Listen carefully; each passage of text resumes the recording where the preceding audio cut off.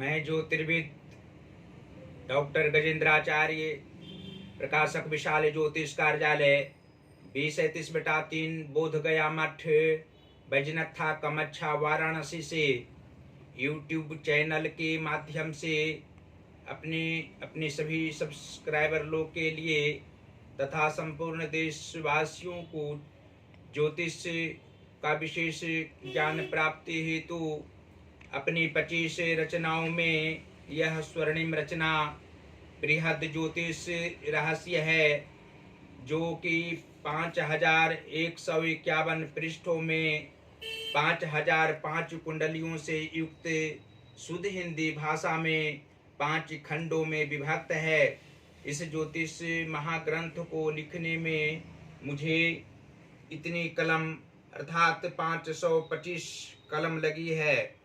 आज आप लोगों को जन्म कुंडली के दशम भाव में अर्थात पितृ व कर्म स्थान में सूर्य तथा बृहस्पति को विराजमान रहने का फल स्पष्ट शब्दों में दर्शाने जा रहा हूँ। जन्म कुंडली का दशम भाव में यदि सूर्य एवं बृहस्पति का मेल हो तो जातक अपने कर्म पर अधिक विश्वास रखकर आगे बढ़ता है और सफलता उसके हाथ लगती रहती है। शनि इस भाव पर अपना आधिपत्य निरंतर रखता है। विशेष रूप से बृहस्पति के प्रभाव यहाँ जातक सत्याचरण के द्वारा स्वतंत्र रूप से अपनी इच्छाओं के अनुसार कार्य सदैव करता है। आंशिक रूप से परेशानी आती है, लेकिन प्रसन्नता के साथ उस परेशानी की सामना करते हुए उद्देश्य को प्राप्त करता है, साथ ही भौतिक सुख को भोगता है। यहाँ पर सूर्य एवं बुध मंदिर नहीं के बराबर होते हैं। 5-10% कुंडली में कुछ त्रुटियां सूर्य से आती हैं, कारण कि शनि दशम भाव के स्वामी हैं। ये दोनों में शत्रुता के प्रभाव से जातक को व्यर्थ में तनाव उत्पन्न होना लाजमी बात होती है।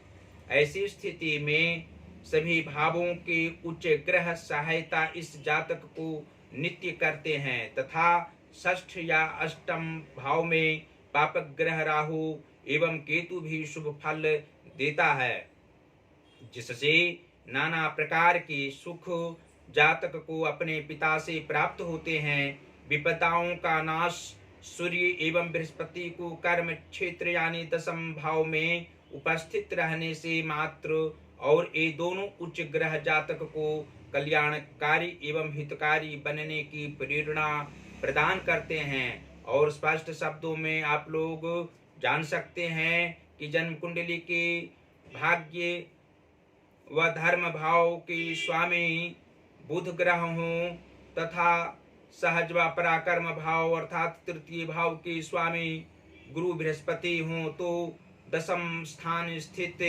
सूर्य तथा बृहस्पति के प्रभाव से जातक को भाग्योदय 28वें वर्ष में होता है और 37वें वर्ष तक समान रूप से जीवन भाग्य एक समान चलता रहता है। उसके उपरांत इनको राजयोग की प्राप्ति भी होती है। यदि जातक 46वें वर्ष में सूर्य की आराधना ध्यान करते रहें तो अवश्य ही मनोवांछित फल प्राप्त करेंगे और पराक्रम की भावना से विमुख किसी भी स्थिति में नहीं होंगे। जन्म कुंडली के एकादश स्थान अर्थात आय व लाभ भाव में के स्वामी मंगल ग्रह हों तथा विद्या व संतान भाव के स्वामी शुक्र ग्रह हों तो दशम स्थान स्थित सूर्य तथा बृहस्पति के प्रभाव से जातक को लाभकारी कार्य करने की आदत रहा करती है। कोई ऐसे एक कार्य नहीं करते हैं जिसमें हानि की संभावना होती है। मनोवांछित फल प्राप्ति की आशा सभी अवस्थाओं में नहीं रहती है तथा संतान सुख इन्हें अवश्य ही प्राप्त होते हैं। इनकी संतान इनकी अनुकूल चलने वाली होती है और सप्तम भाव के स्वामी चंद्रमा हों तथा लग्नेश कुंडली में शनि ग्रह हो तो दसम स्थान स्थित सूर्य तथा बृहस्पति के प्रभाव से जातक को दाम्पत्य सुख प्राप्त होता है। दाम्पत्य सुख में व्यवधान किसी भी रूप में नहीं होना तथा वृद्धावस्था में पति पत्नी की मृत्यु होना स्पष्ट है। जीवन के उत्तरार्ध भाग में शारीरिक कष्ट सामान्य रूप से जातक को होता है और जीवन के पूर्वार्ध भाग में भी जो बाल्यावस्था में शारीरिक कष्ट होते हैं, कुछ पारिवारिक रूप से मानसिक तनाव भी विवाह के पहले रहा करता है। और अंत में यह आप लोग स्पष्ट रूप से समझ सकते हैं कि जन्म कुंडली के मातृ भाव अर्थात सुहृद भाव के स्वामी मंगल ग्रह हों तथा दसम भाव के स्वामी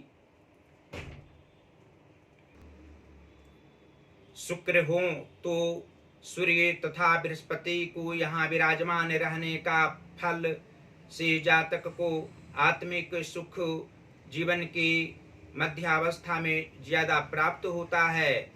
युवावस्था में विशेष धनोपार्जन करते हैं और अंत अवस्था में उस धनोपार्जन किए हुए धन रुपये पैसे का उपभोग सही रूप में करते हैं।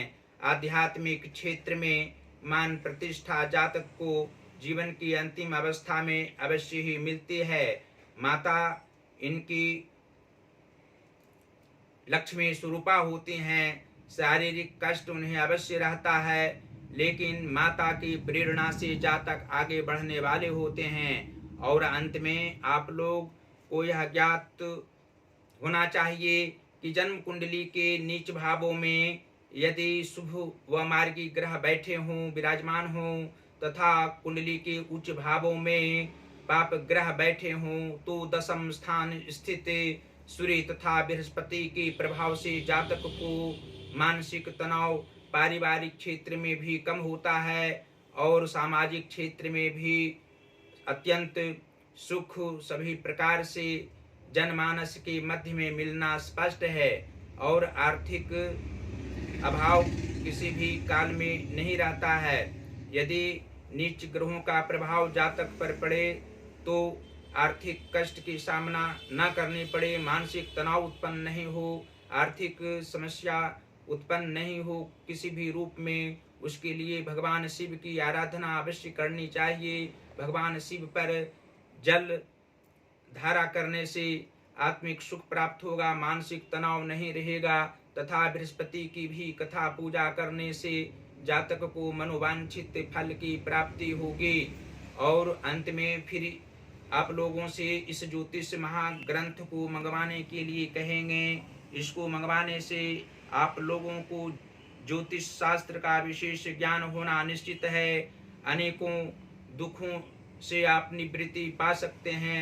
अन्य आदमी अन्य व्यक्ति को भी सुख इसके माध्यम से प्रदान कर सकते हैं। ज्योतिष विद्या के पारंगत भी आप लोग हो सकते हैं। किसी ज्योतिषी या ज्योतिष शास्त्रज्ञ से पढ़ने अध्ययन करने की आवश्यकता नहीं रहेगी।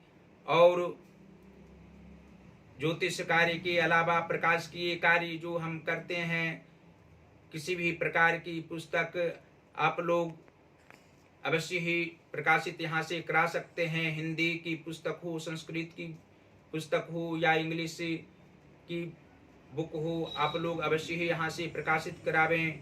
उचित सही समय पर उचित मूल्यों में यहाँ से प्रकाशित होना आप लोगों के लिए निश्चित रूप से लाभकारी हर प्रकार से रहेगा। और हमसे संपर्क करने के लिए आप लोग सीधा संपर्क हमसे कर सकते हैं। पहला संपर्क का नंबर है जो व्हाट्सएप नंबर है 94 51 22 87 और 47। दूसरा नंबर है जो जियो का नंबर है और हमारा पेटीएम नंबर भी है 88 40 76 17 और 92। गूगल पर भी हमारी सभी रचनाओं को आप लोग देख सकते हैं। गूगल पर हमारा वेबसाइट है प्रकाशक विशाल ज्योतिष कार्यालय। और जो लोग सब्सक्राइबर हमारे नहीं हैं, जो यूट्यूब पर हमारी वीडियो को नहीं देख रहे हैं, अवश्य ही आप लोग फेसबुक पर लिख सकते हैं। फेसबुक पर हमारी आईडी है गजेंद्राचार्य ज्योतिर्विद। इस आईडी को खोलेंगे तो निश्चित रूप से आप हमारी सभी वीडियो को पाएंगे। और आप लोग से हम अनुरोध भी करेंगे कि अपने परिवार परिजन, सगे संबंधी, मित्र परिजनों को भी आप लोग हमारी वीडियो को दिखाते रहें, ज्योतिष का ज्ञान दिलाते रहें। सब्सक्राइबर भी हमारे अवश्य ही आप लोग बनते रहें। भगवान श्री काशी विश्वनाथ जी की असीम कृपा आप लोग पर बरसती रहेगी। नाना प्रकार के सुख सुविधाओं से महादेव की असीम कृपा पा करके सुख सुविधाओं के साथ परिवार परिजनों के साथ आप लोग निश्चित रूप से सुखमय जीवन व्यतीत करेंगे। धन्यवाद।